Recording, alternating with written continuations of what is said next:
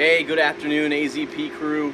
Chad Cooper here down in Ahwatukee today on a beautiful September afternoon in Arizona, 90-something degrees, gotta love it, right? Today I want to cover sprinkler overspray on the house, right? A lot of people think, what's the big deal? You know, sprinkler overspray, it's just stucco and it's not gonna do anything bad to the house. But actually what happens is, over time, you're gonna get breakdown of your stucco like so. And now this is continually getting hit. You're going to get moisture migration behind your stucco and into the wall cavity itself, okay? Which is not good. Also, overspray like that is very conducive to termite infestation, okay? Because those little guys, they love moisture and they want to get in there and start munching on the wood.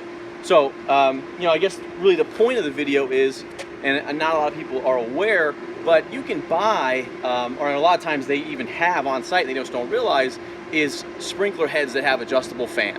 Okay, and so imagine a circle, if you will. The head comes up and sprays at 360. A lot of these heads can be reduced or adjusted to a concentrated area, 45 degrees, 90 degrees, etc. Okay, and a lot of people don't realize, but that is a very simple thing to do. Costs about $5 to $10 depending on how good of a head you want.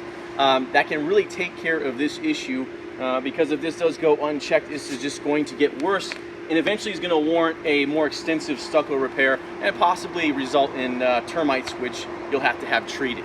All right, so let's check our sprinklers. Let's make any adjustments if needed. Everybody have a good day.